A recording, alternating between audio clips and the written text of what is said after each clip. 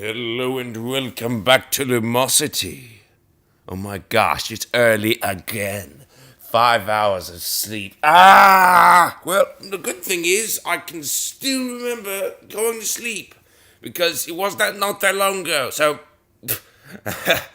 I'm, I know, we don't have to waste time with that, remembering how I slept because I was asleep not too long ago. Anyway, we're gonna play this. And read. Because I can't believe I haven't read this yet. Okay, maybe we'll read this, and then I'll read this. Francois Couperin, of course, is the composer of this Lefebvre. I'm playing this because it's his favorite, I guess, or the favorite, if more specifically. From the Third Ordre, the first book of harpsichord pieces. Though it shows up as a piano, of course it's, well, harpsichord. Keyboard, though, that's all encompassing. De Monterier here, performing this. Francois Couperin was a French Baroque composer, organist, and harpsichordist. He was known as Couperin le Grand, Couperin the Great, to distinguish him from other members of the musically talented Couperin family. Couperin acknowledged his debt to the Italian composer Corelli. He introduced Corelli's trio sonata form to France. Couperin's grand trio sonata was subtitled Le Parnasse de Corelli. Parnassus, or the apotheosis of Corelli. In it, he blended the Italian and French styles of music in a set of pieces which he called Le whence. Styles reunited. His most famous book, L'Art de toucher le clavecin, The Art of Harpsichord Playing, published in 1716, contains suggestions for fingering, touch, ornamentation, and other features of keyboard technique. A harpsichord, also known by the name cembalo, is a musical instrument played by means of a keyboard. It produces sound by plucking a string when a key is pressed. In the narrow sense, harpsichord designates only the large wing-shaped instruments in which the strings are perpendicular to the keyboard. Francois Couperin is known above all for his harpsichord music. Between 1713 and 1730, he published 4 books of suites, orders, for harpsichord. The movements of these suites have highly ornamented melodies and complex accompaniments, with frequent dialogues between treble and bass. Some of Couperin's more than 200 harpsichord pieces are frankly programmatic. And of course, the Baroque period. Baroque music describes a period or style of European classical music approximately extending from 1600 to 1750. This era is said to begin in music after the Renaissance and was followed by the classical music era. The word Baroque. Yay! That was awesome! Yay! Came from the Portuguese word barroco, meaning misshapen pearl. A striking, fitting characterization of the architecture of this period. Later, the name came to be applied also to its music.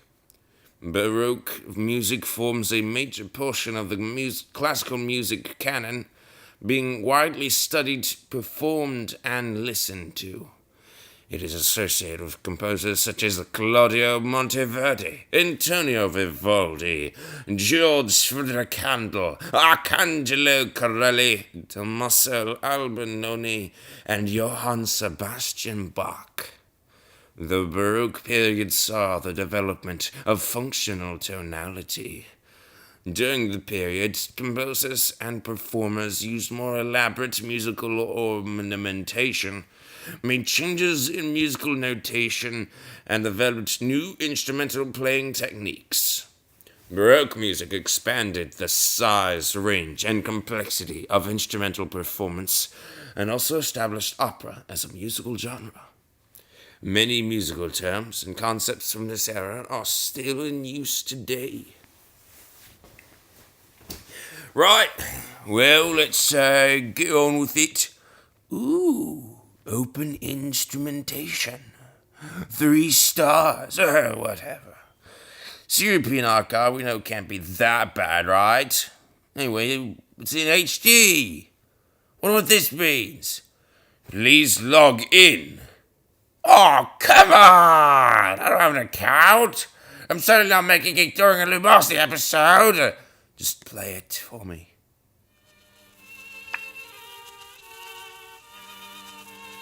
Is it? I'm sorry. Really? Is that a bad call you're recording? I mean, because it sounds like it was done well, but I mean, let's move on. There's something wrong with that recording. Harpsichord Suite number 14. Oh, great. Oh, Harpsichord. What? What? Harpsichord's great. Here, let's go on with it then. Oh, no. And once again, I feel as though the recording has not done very well. Hey, Harpsichord, wait. Is this seriously the same? Oh, okay.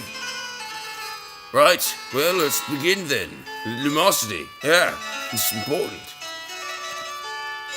Okay. Let us begin.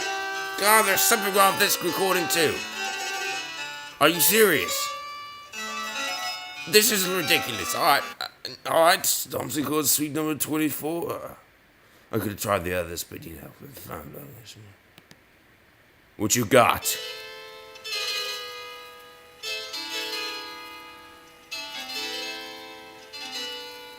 Oh my gosh. Oh, that's gonna bother me the entire time. But I'm just not gonna care, alright? I'm just gonna not notice because the microphone's not going to be recording it perfectly anyway, so whatever. Whether it gets damaged before I record it or after I record it, or during the recording of it, that wasn't matter. You know what? Oh, we don't need this here. We're just messing up the music. Oh, like you're not messing it up. Well, it's not me. The sound card. It's just, I guess maybe it's the sound card, but I doubt it. Maybe if it was a MIDI file, then the sound card is really messing it up. Oh, did you know that? That's how MIDI is apparently a, Okay, so a MIDI file, it used to be used to transmit the music. Back before internet speeds were more than dial-up, you could use MIDI and that would transfer music over the internet, but in a very serviceable package. Because a MIDI file, apparently, it only contains information on how to produce sounds to the sound card, by the sound card, only supplies the information. It's like instructions. It's like sheet music for sound cards. And God, I'm sure I'd love this. Harpsichord's my favorite instrument. I'll have to find another recording.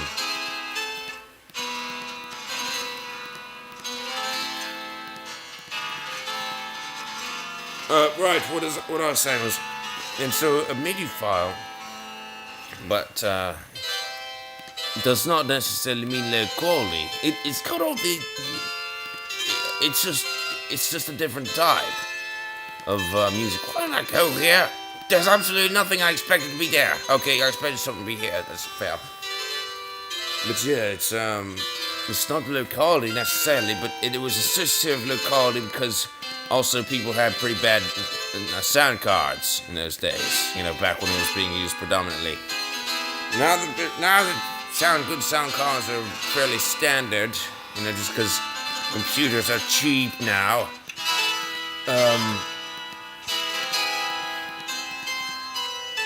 Yeah, we got good sound cards. So MIDI files are a little bit generally higher in quality today. Well, not the MIDI files hadn't changed at all, but I mean the playing of them has changed. So yeah, if you've got an excellent sound card, or rather, if you've got a sound card identical to the sound card that produced the MIDI file, you will actually be hearing exactly the same sound that was created and intended from the first MIDI file. I mean, unless someone created with a MIDI file, with their first sound card, a MIDI file was supposed to sound different from someone else. Why would it do that? I don't know. Anyway, I thought that was interesting. Okay, I'm going to click here. But first, we're going to go on the second highlight. Oh, yes. Ha ha ha. Well, speaking of computers, a little update from the days way back in October 30th. Yeah. This is day one of my realization of the coming apocalypse. So, anyway, of course, it's already happened. In your time, no doubt. You know, computer, just... So, yeah.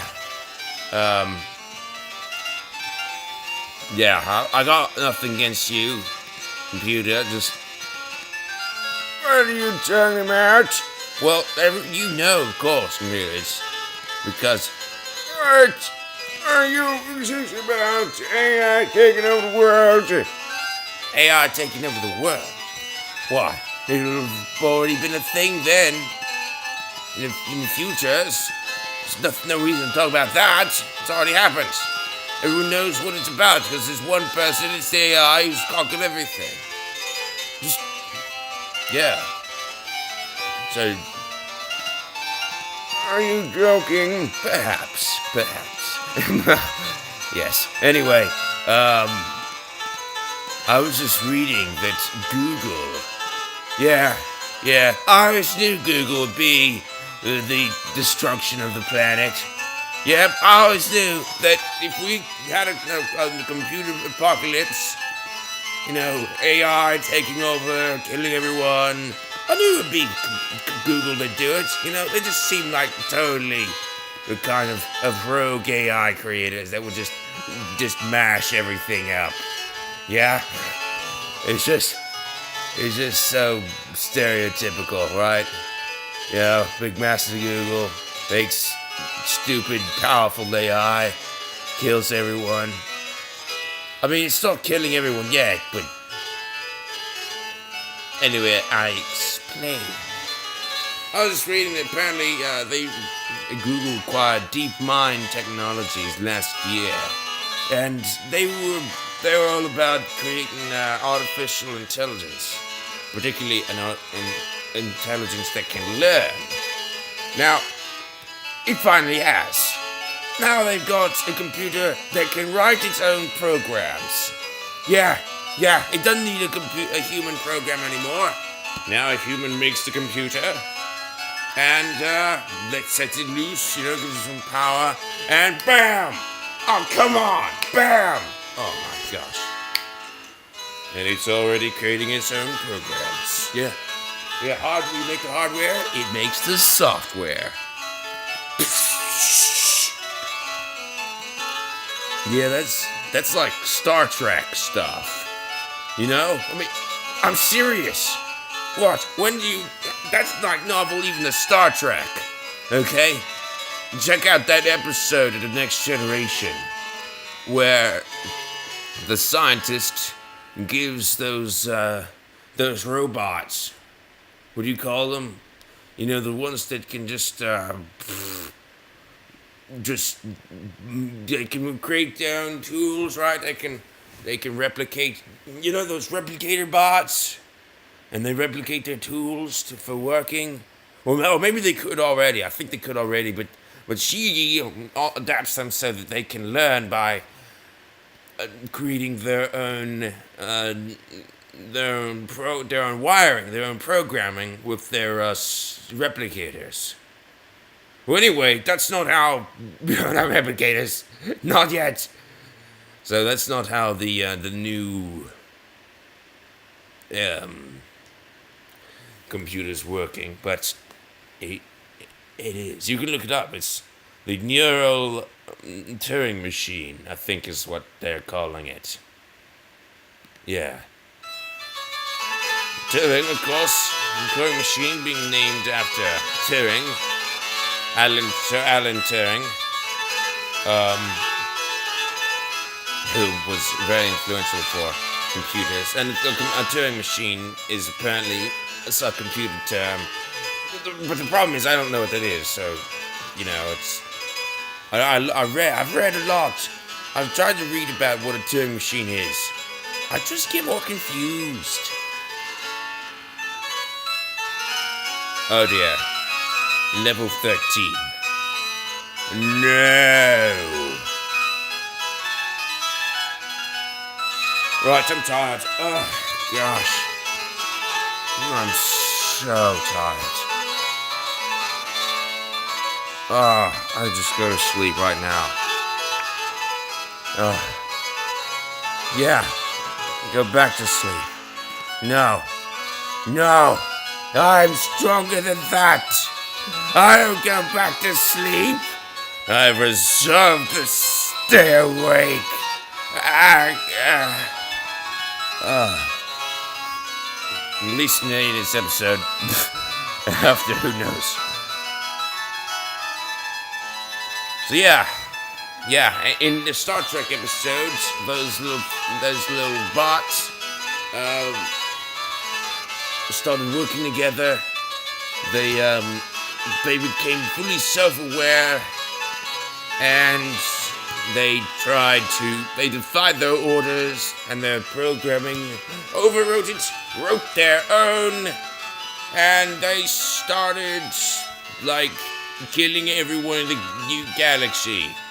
Okay, that's the last part. Fortunately, they were reasoned with, I do believe. I can't remember how that episode ended. It's been so many years since I watched Star Trek: The Next Generation. Ugh. Anyway, it did not result in the end of everything, but it was an AI, and that was considered somewhat novel. The whole concept of computers creating their programming. But now, it's being done. So, yeah, no need for a 24th century. Yeah, no need for the 24th century. We don't have to wait that long. It's here now. We already got self-programming computers. Yeah, they actually detect. It actually could do it faster than. Yeah, what they found is that the computer has already learned some programming to certain sets of challenges which they put before it. Yeah, and it actually programmed itself much like a programmer would. So, yeah. Now we're not even made useful to program computers. Our next step of obsolescence is upon us. We just make them now. Right, well, that's going to wrap this episode up. Actually, computers make themselves in factories, so yeah, there's that too. And that's it. Here. Goodbye.